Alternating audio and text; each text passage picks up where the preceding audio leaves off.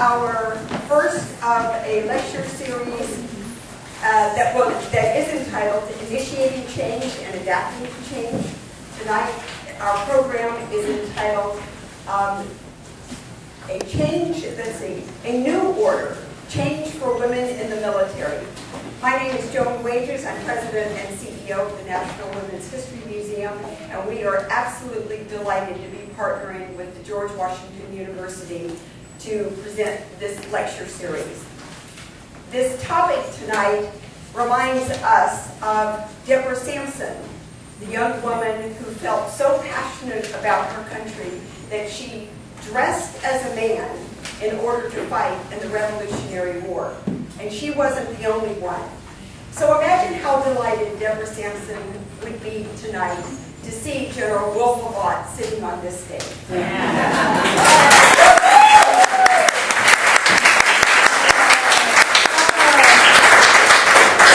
Before we begin, we'd like to thank Dr. Bill Becker, right here, Professor Katrin Schultheis, towards the back, and Amy Butler, others who have been working with us on the program committee to develop this program and this lecture series. We think we have something very special to offer, and many people must agree because it was a sellout for tonight's program. I want to remind everyone that we have our annual gala coming up next Wednesday evening at Arena Stage. It's called the NWHM Deepazon Honors. We do have a few tickets left, so we would be delighted if you could join us. And we are really in for a fascinating discussion this evening. Our panelists, Dr. Leisa Meyer,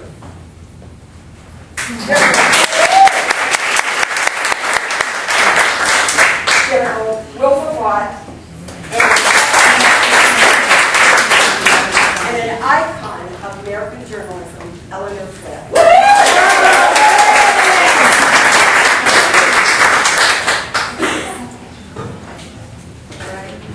Is this Yes, it is. Okay, good. Welcome, everybody. This is going to be a fascinating discussion with two people who really know what they're talking about. It doesn't happen all the time in Washington. And so if you have a question during the forum, please write it out on the index card on your seat and pass it to the end of your row, and we will collect questions throughout the evening to ask the panelists. There's also an evaluation card on your chair if you would like to share your thoughts about the program. On my left is Wilma Vaught, Brigadier General, U.S. Air Force, retired, one of the most highly decorated military women in United States history. She broke through many of the bureaucratic and gender barriers that faced women in the armed forces during her nearly 29-year military career. The many firsts she achieved helped pave the way for thousands of other military women to be judged based on their abilities and not their gender. She is president of the Board of Directors of the Women in Military Service for America Memorial Foundation, Inc. As president of the foundation's board of directors, Vaught spearheaded the campaign that raised over $20 million for the memorial. The memorial is the first major memorial to honor the nearly 2 million women who have served in our nation's armed forces. On my right is Dr. Leisa Meyer. She's chair of the History Department and Distinguished Associate Professor of American Studies and History at the College of William and Mary. She works in U.S. and American women's history, gender history, 20th century cultural history, and history of sexuality. She received her Ph.D. in American history from the University of Wisconsin-Madison in 1993. She's the author of Creating G.I. Jane, Sexuality and Power in the Women's Army Corps during World War II. Her current project is a book on the history of sexuality in the United States since World War II, tentatively titled Knowing Sex. She was an associate editor for the Encyclopedia of American Lesbian, Gay, Bisexual, and Transgender History and Culture, Scribner's, 2003, and serves on the editorial advisory board for the journal Minerva and is an editor for the journal Feminist Studies. He also serves on the advisory board of the Michael D. Palm Center for the University of California, Santa Barbara. Well, to begin, with just a quick thumbnail sketch of where we are with women in the military today. 2011 statistics reveal that women are almost 15% of the active military personnel serving today. The Air Force has the largest, or the highest percentage of women, 8.9, and the Marine Corps, the lowest, 6.8. Why am I not surprised? And women make up 7% of the admirals and generals, which I don't know where that ranks with the female companies on the Fortune 500. I feel a lot of these statistics echo each other. So I'm going to start with some questions to each of our panelists and get them telling their stories. And I think I'm going to start with Dr. Meyer. History of women in the military reaches back to World War I, maybe even earlier. If you could give us a description where women have fitted in or not fitted in over the course of history in the last century. Sure. Just a brief snapshot. Yeah, to 100 years. A minute a year would we be here for a long while. Sure, exactly. Can some folks hear me? Yes. Oh, louder. Kate in the back saying louder. Okay. Now? Okay. Well, let me start actually where Joan left off in her introduction. She talked about Deborah Sampson. How many people have heard of Deborah Sampson? Or this is going to date me a little bit, but I remember in elementary school, like seeing one of those little slideshow things about Deborah Sampson and all the wonders she did in the Revolutionary War. And then, as I got older and started working on women in the military, the thing about Deborah Sampson was very interesting is not just that she served, but at the time called cross-dressing soldiers, so she dressed and passed as a man in the military in the Continental Army, and she also received a pension, so she's one of the few who did. And the issue here is how we find women who served in the military in the past in an unofficial capacity, because there's not very many records. But the other thing is that after the war, she went on a speaking tour apologizing for what she called her masquerade. So on the one hand, she wanted to serve, and she did it very well. On the other hand, she was criticized because of the fact that she sort of had to don male attire to do it. And so I start there because that contradiction, if you will, of the military as historically in this country a very masculine space and a sort of male rite of passage to manhood or citizenship is something that was barred to women for a very long time. And even when women became part of the official military, the concerns about what a female presence would be in this masculine institution sort of resonated with some of the things that Deborah Sampson faced coming out of the Revolutionary War. In terms of, I'll just very quickly say, in terms of women's military presence, we see certainly World War I was one of them. There were women who served during the Civil War, both in terms of some cross-dressed and passed as men, in terms of both on the Union and Confederate sides. Far more women served in the Civil War as what we call sutlers, which were folks who did basically the supply side for the supply officers and enlisted for the military, even though they weren't officially understood that way or categorized that way. World War I is really where we see a break, in part because the law in the United States about military service at the time did not prohibit women serving in the military. So the American Expeditionary Forces, John and Jack Pershing taking American forces over seas over Europe during World War I, they needed telephone operators, they needed clerks, they needed the kinds of jobs that were understood as feminine. So they needed people to do those jobs. 5,000 civilian women went overseas with the American Expeditionary Forces working as telephone operators. for the forces over there. A little over 14,000 women did not go overseas, but served in the Marine Corps, believe it or not, some of the first, as what they called marinettes and yeomanettes. And these women did a variety of things, but predominantly were in feminized jobs, okay, like clerical work, telephone operators, that kind of thing. And the Marines were, the Navy was able to do this, and the Navy did it, and then they worked them into beginnings of the Marine Corps. The Navy was able to do it in part because of this law in the United States that did not prohibit female military service. So, of course, as soon as World War I is over, anybody? Ideas what happens? Yeah, let's revise that.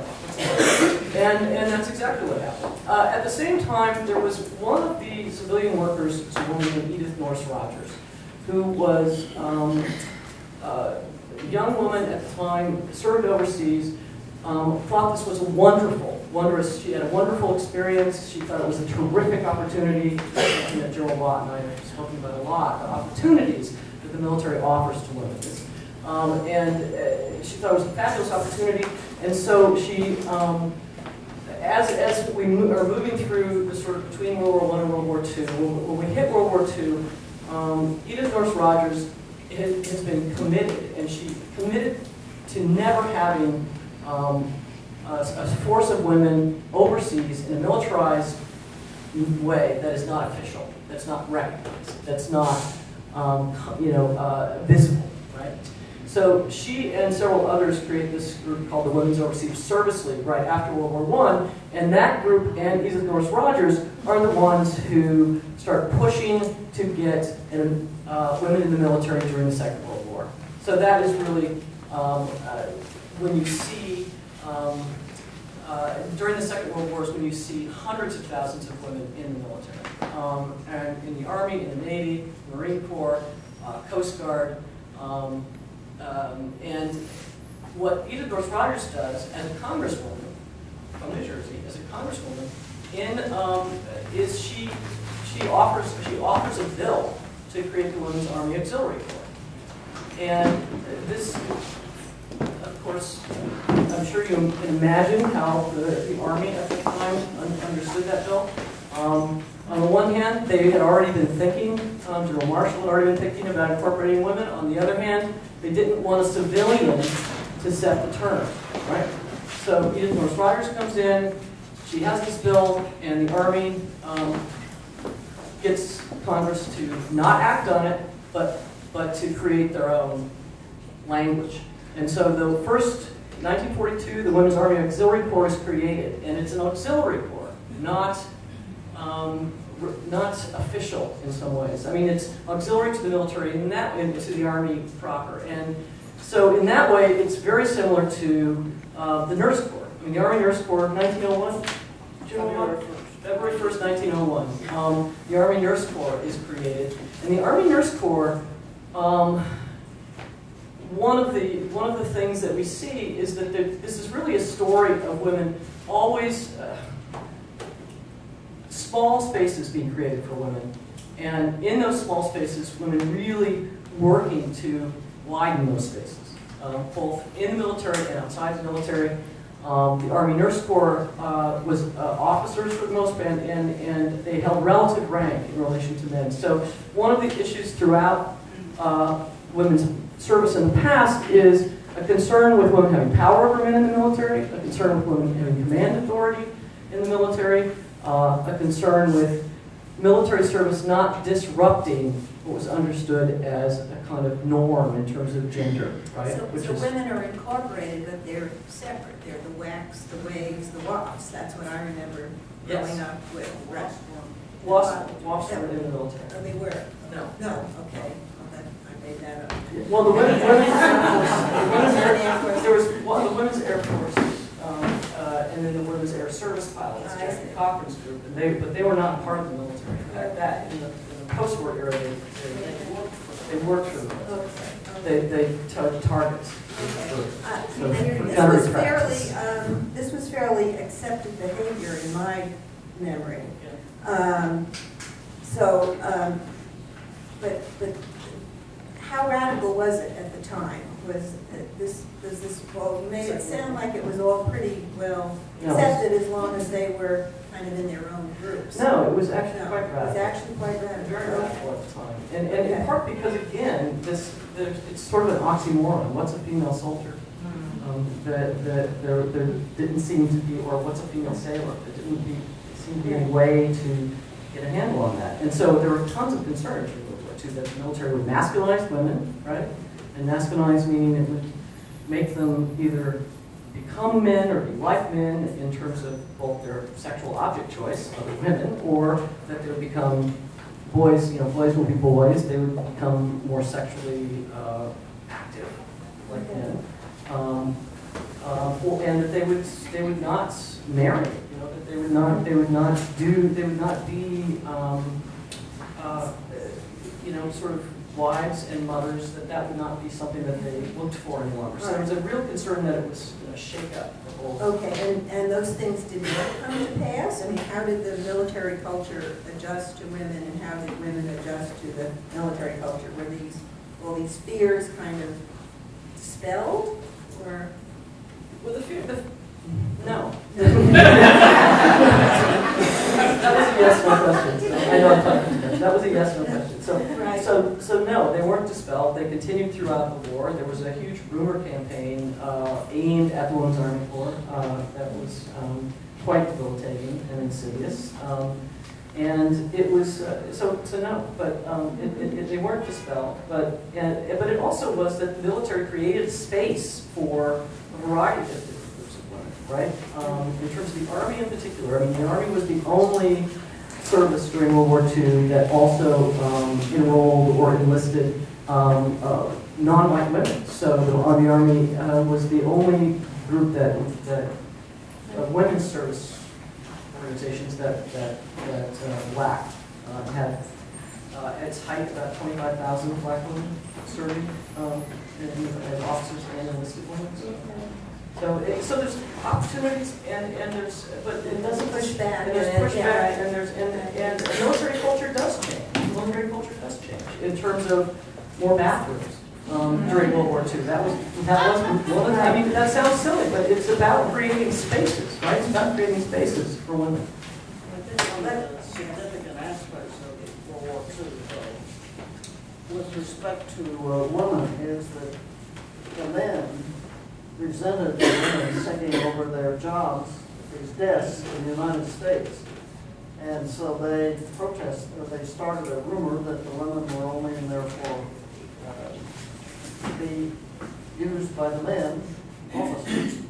And that, the effect of that lasted clear up into the present time frame of mothers who didn't want their daughters to go into the service because women were immoral who were in the service.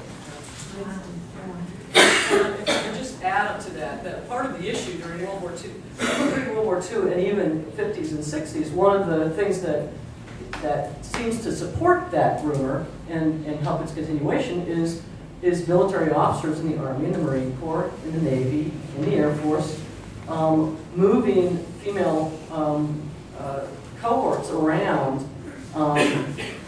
based on trying to make sure that there are. Well, let me give you one specific example.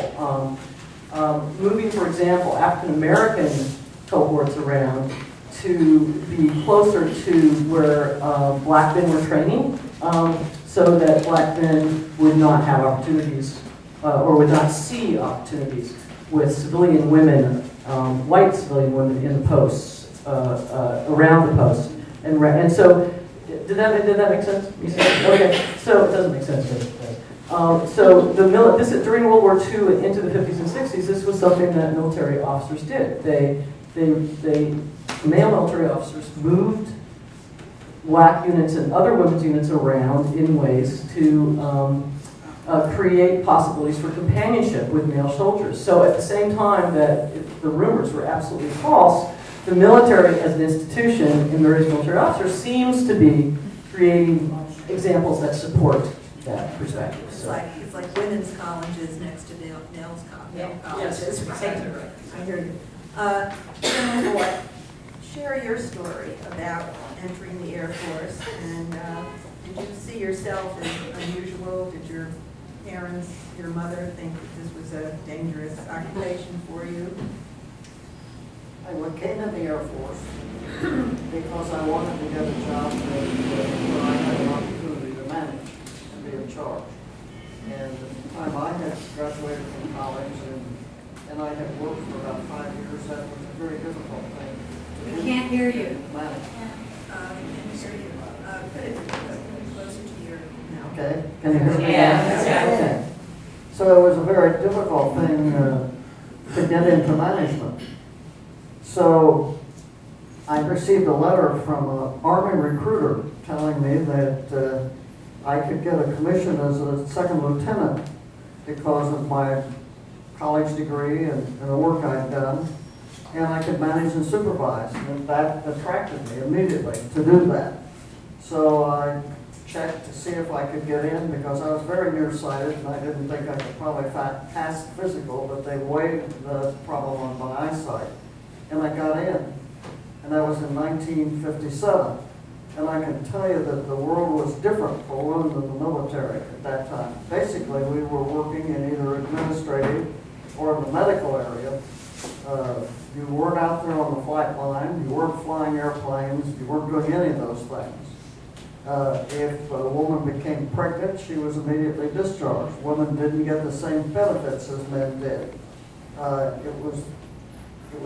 If she married a man who had children, she had to get out of service because she had children in her household, his children.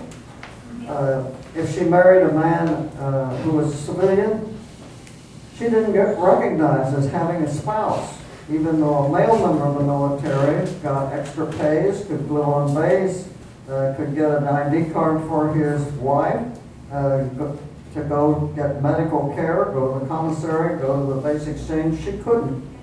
So it was a world different in 1957, and things came very slowly. And they came, the big changes started taking place long about the time we tried to get the Equal Rights Amendment through, the Vietnam War, when we needed to get more people, because by the legislation that had been passed in 1948, which gave, or 1947 for the nurses, 1948 for the non-nurses, giving us a place in the military so that we could be in the military the same as men were in the military. We were, was just a world different for us than it was, and there was a limit of 2% of the force could be women. We could not be admirals and generals, and we were not to be in combat. And that applied by law to the women in the Army. And it was assumed, therefore, that it applied to the rest of us. So that was what life was like when I came in the service. And I very fortunate in the assignments I had. Interestingly, most of my assignments, I was one of just a handful of women, other military women on the base. That could have been a disadvantage. I always looked at it as an advantage in that I felt if I did something good, everybody was going to notice it because I was one of the only women. If I did something bad, it probably meant that they wouldn't take women to do that ever again. So there was a challenge for me that I always had to try to do good so that another woman would have a chance to come in there and serve. And did you realize that this was unequal and it should be challenged, or did you accept this as the world, as that's the way the world is? Or were you fighting this from the time you joined? So many of these things didn't apply to me, so I wasn't in a position to fight them because I didn't get married, and I didn't get pregnant. Not that that's necessary by virtue of marriage. That didn't apply to me, so I wasn't really fighting those. So what about, did you get equal pay, or? By that time, we were getting equal pay. Okay. Now, we have Ovida called Holly to thank for that in World War II, because she said this is not right, that my women are getting half the pay of the military people.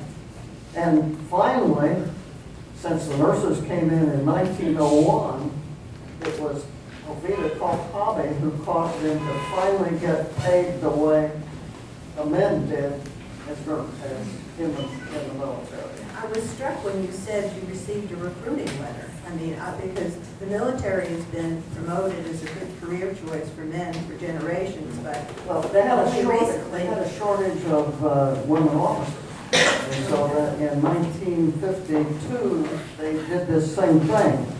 They direct commissioned women in 52 and 53, and then they did this again in, I think they started 55, 56, 57, and then in 58 they didn't give direct commissions anymore, but you could go to officer training and get a commission that way.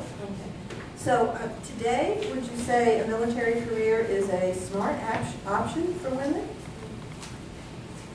You ask me? I'm asking you, you could do a yes or a no. Yeah, I can do I actually think military career, the military has, offers opportunities. It does, you heard General Vaught talk about the opportunities that she saw in the military. When I was in the Air Force, I was at the Air Force Academy for 2 years, and I was there because it was an opportunity for education. The military offers opportunities in terms of education, in terms of leadership, learning leadership skills, and being able to. So yes, I think the military does offer opportunities. I don't think it's a perfect place. I think there are a lot of things that need to change, and I think we'll be talking about those maybe in a little bit. But yes, I think the military does offer opportunities. I mean, I would love to stay in the military, but unfortunately. This was before Don't Ask, Don't Tell, and before lesbians were allowed to stay. So. Let me give you a quick example of that. When I retired in 1985 as a brigadier general, 1 star, I was a senior ranking woman in the armed forces.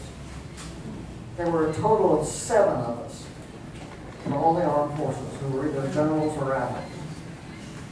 Now, we have had 2 4-star generals, and we have lots of 1-star, 2 stars, not as many, of course, 3 stars, but it is opened a world of opportunity since the time that I retired. It's just amazing to me to see the progress that women have made in seeking and getting these jobs with higher rank. Well, and last year, they lifted the ban on combat, on women in combat. Yes. And what's been the impact of that?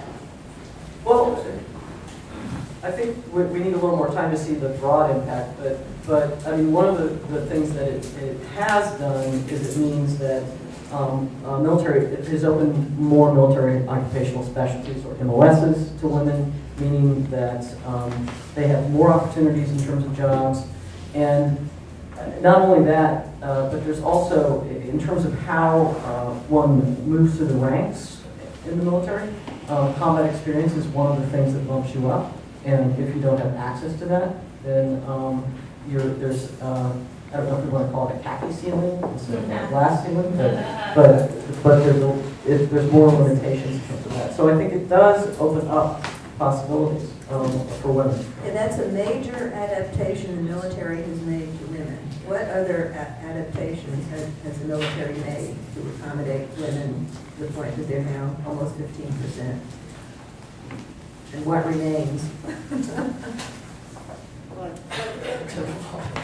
I think one of the major things is they permitted them to serve in more places.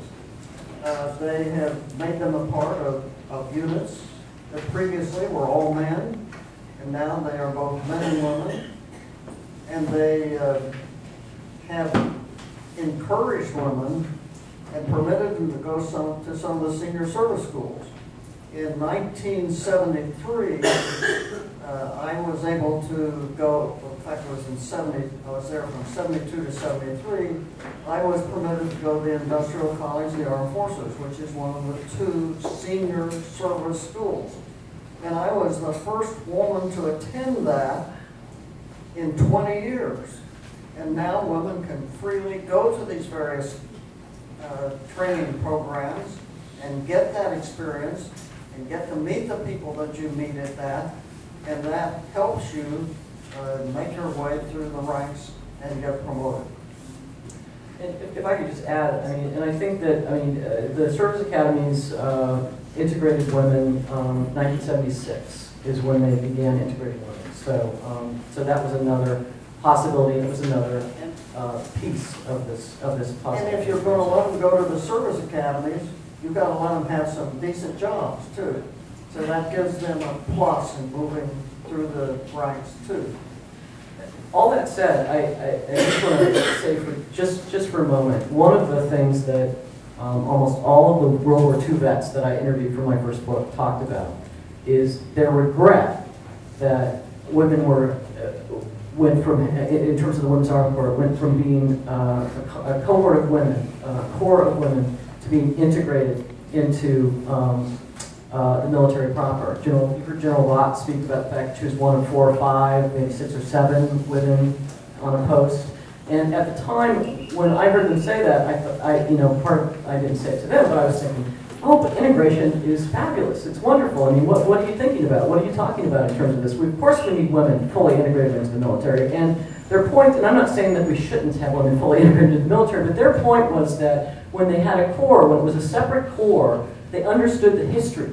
That part of their training was harkening back to what women had done in the military before them, and that they felt they had a place in the military that was very visible, very important, very vital, and it was recognized in a way that they didn't see that. And these are folks I'm interviewing in the 80s and 90s, and they didn't see that at that moment continually. And so I just wanted to throw that in as a little story, because I think it's important to think about how this is felt for women who have served.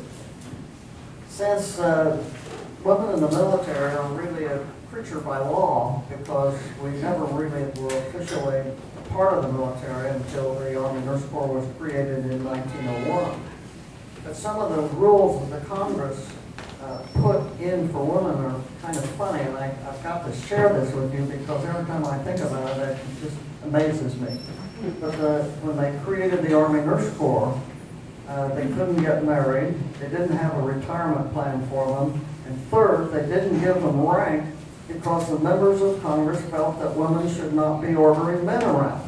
Yeah. Which we've been doing since the beginning of time.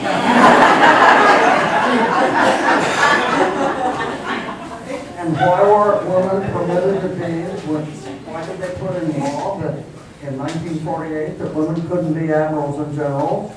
It was a pretty simple reason. It was because we would be at the age that we would be going through menopause. And if we were, we might make irrational decisions, and then always make rational decisions.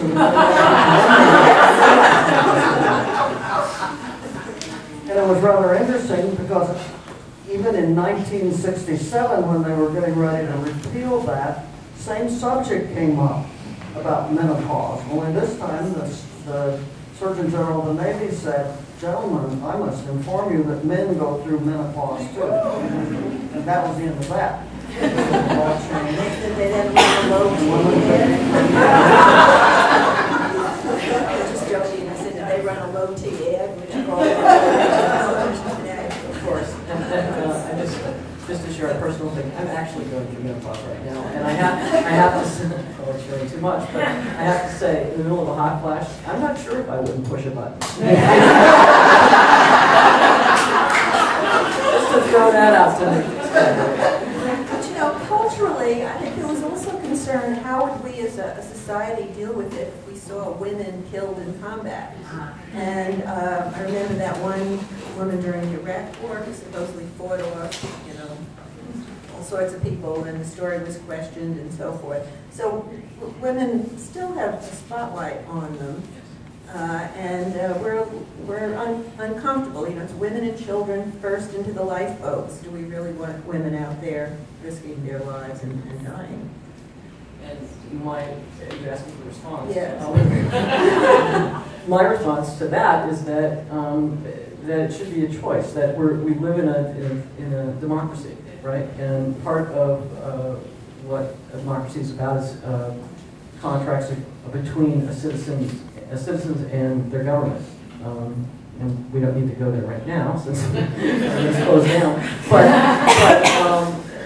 But that well, part of that contract is that citizens will enlist in military service to defend the nation, and so it's part of the kind of price and right and in some ways privilege of citizenship in a democracy. And I think that in an all volunteer form, I mean, I think that there should be that women should have the same opportunity that men do and the same responsibility that men do along those lines.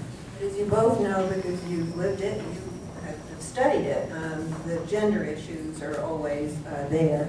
I remember Senator Sam Nunn and Colin Powell, General Colin Powell, crawling around a aircraft carrier to show how tight the space was, and they were objecting to gays serving in the military. So. And that raises an interesting question, which is, there's another barrier that's existed for women, and that is no provision was made for them. And when I say that, what I'm talking about are restrooms. Why wouldn't they let women go on ships for years and years and years, or submarines? It was over the restroom issue. And it is continued, and why wouldn't they let them fly certain aircraft for a long time? It was over that same issue. And so that was a barrier because women were created out of the rib, and they made that mistake when they were doing that. And so it's been a problem for us ever since. Well, because the ERA defeated when Phyllis Schlafly made that a huge issue. It was women in combat and restrooms. And I must say, she said, how can we use the same restroom? Did she ever fly a plane? I mean, people get over this pretty quickly. There's none, that it's a real issue. Well, okay, I'll say that. No, there's none, and this is something that has been an issue, and it's been difficult for women all through Iraq and Afghanistan, because there aren't any McDonald's or filling stations or whatnot that you can stop in and use the restroom. So you've got to make do, and they do.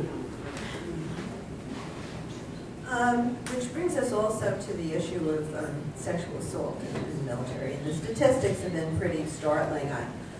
Is this a new issue, or is this something that's just people now are more comfortable reporting it? It's not a new issue. It certainly has been an issue. I'll just say during World War II, in the 50s and 60s, it was an issue in terms of women serving in various branches of the military. Absolutely. I mean, and during the Second World War, it was women who reported it were.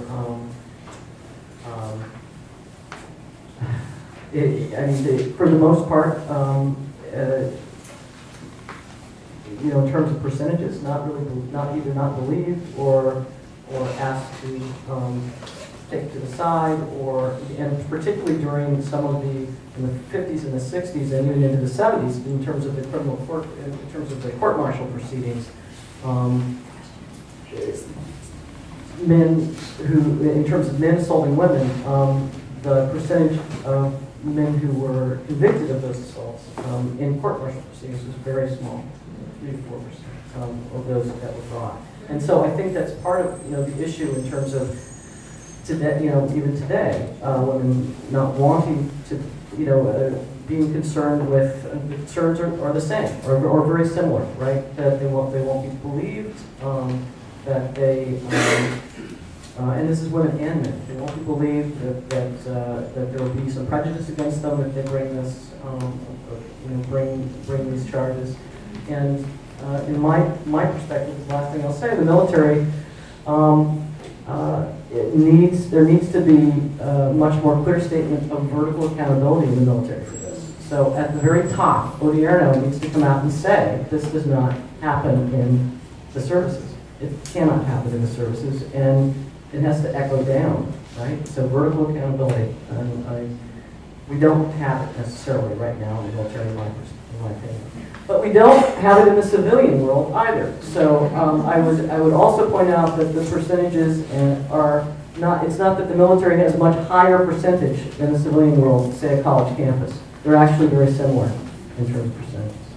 I think when you look back at World War II, there's another change from World War II to where we are today, and that is that during World War II, women were usually housed together. They were in groups more than they are today, where they're integrated now with respect to housing and training and many other aspects like that. But it wasn't that way during World War II. So yes, there were incidents. There probably weren't near as many as there could be today. Is there a difference in this behavior when we're at war or when we're at peace? Although it's hard to tell when we're at peace these days. In terms of in the military itself? Yeah. That's a really good question, and I don't think I can answer it with any certainty. I can say that I have a graduate student who just did a really wonderful dissertation on sexual assaults on the home front during World War II. So on the domestic front, and you see percentages and numbers much higher than what you see in terms of military, even though the military was happening as well. So is it the quality of military leadership that we should be looking to on this issue? Or I know Commander-in-Chief has sort of said some statements, but then it's up to others to carry it out. And there's a lot of discussion about whether you should take it out of the chain of command. In fact, there are two female senators basically on opposite sides of that, Senator Caskell and Senator Gillibrand. Can you speak to that? Well, I think that's going to continue to be one of the most debated aspects of this, is what should be the role of the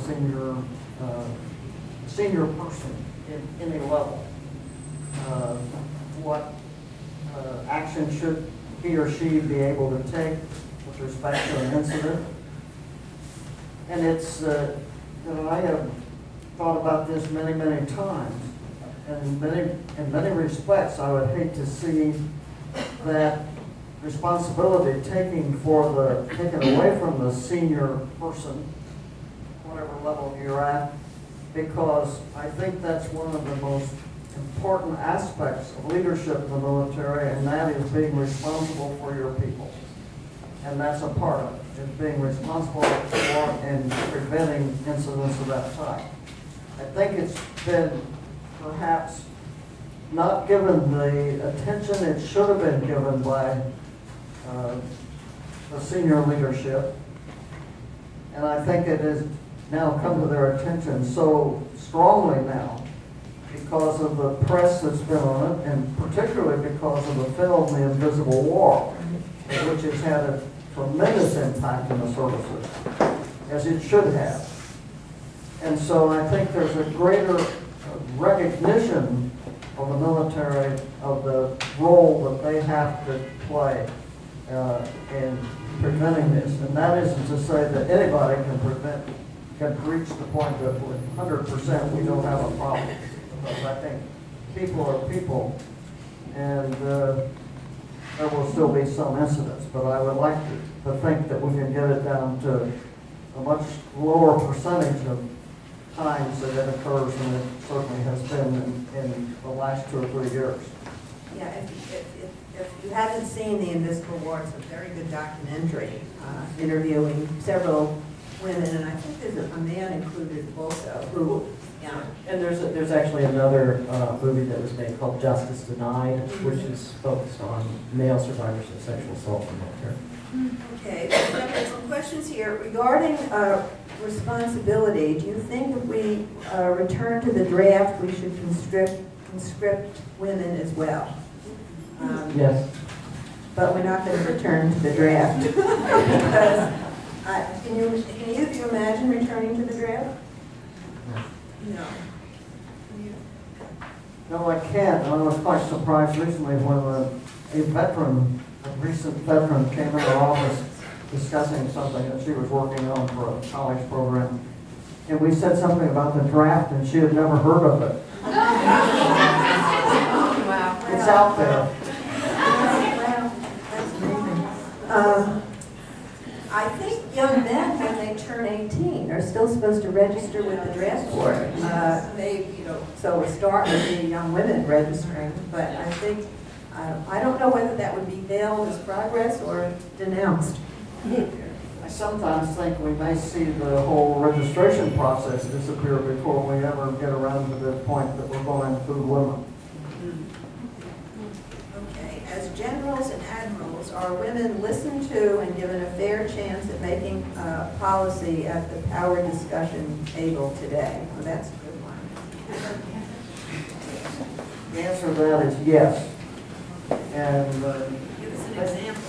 well, I'm not there. Well, But I right. talked to a number of senior ranking women, and let me tell you, they're not afraid to make their position known and speak out, and they get heard.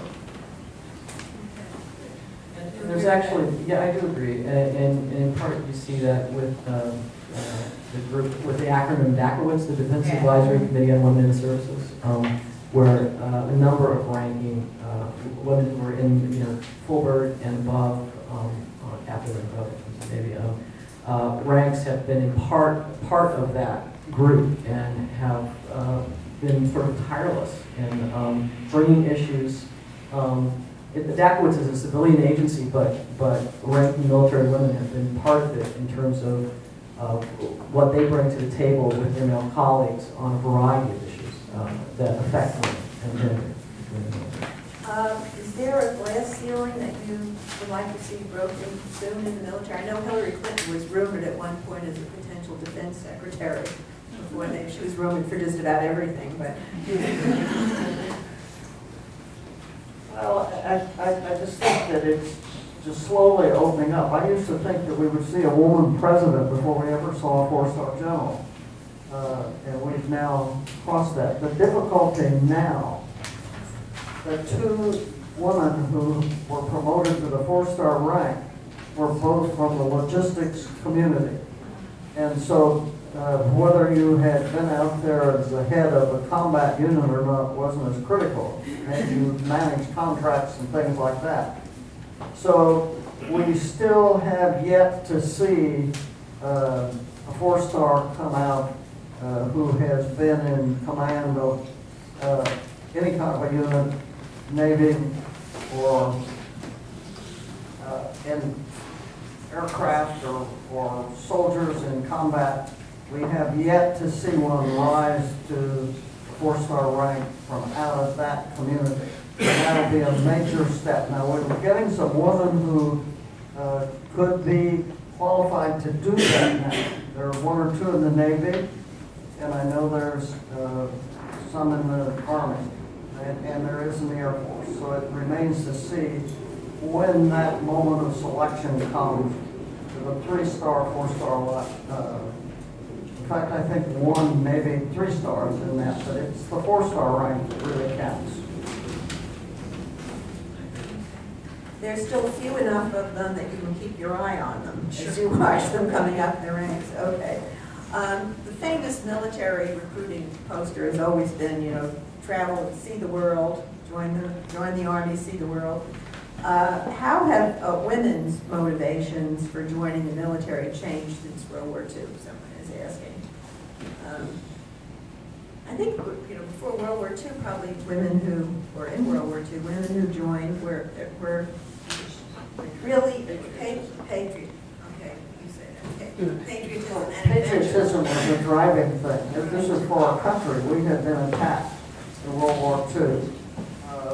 They didn't join for education or any of these reasons like that. Some of them joined to get away from home. They were looking for adventure. They wanted travel. Those kind of things were major factors in World War II. And to some extent, some of those things still apply. But education, I think, is probably the biggest factor. Many of them come in, whether they ever take advantage of it or not, they come in thinking that out of this they can get a college education. Now, more come in with that objective than ever achieve it, but the opportunity is there. And they learn a lot being in the military that is beneficial to them. But marriage and children and other things come along, and that frequently diverts them from their objective of college. I agree with that, and I think education, I think the GI Bill, and I just sort of say that, put a plug in for that, because it just feels like in this Congress, nothing is ever secure, and that benefit for our military personnel is so critical, and it's so I agree. Right, and following up on what General Vaught just said, here's a question. It's difficult for civilian women to balance family with a high-powered career path. Is this similar for military women? I mean, family and children come along for men in the military, but do they get driven out, or do they feel they have to?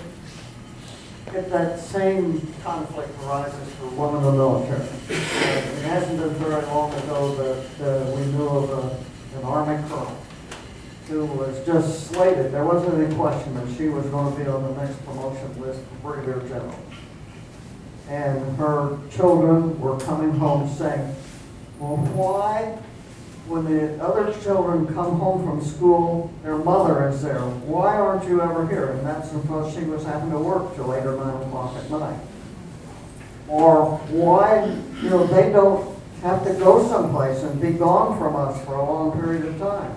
And so she retired to spend time with her children because they had made it clear that they felt they were losing something in their life growing up because their mother was not there, and that she was following her service career in terms of TDYs and working late.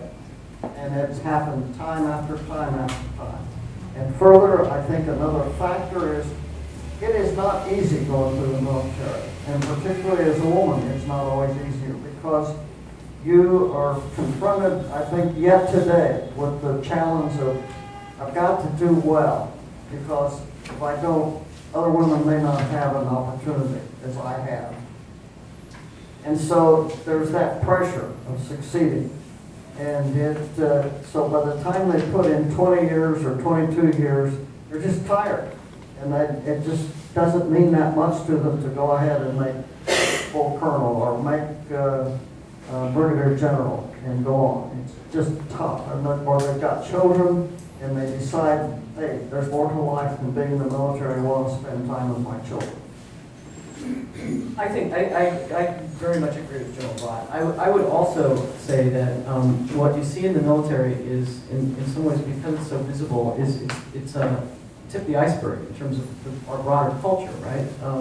In terms of these where the question is coming from.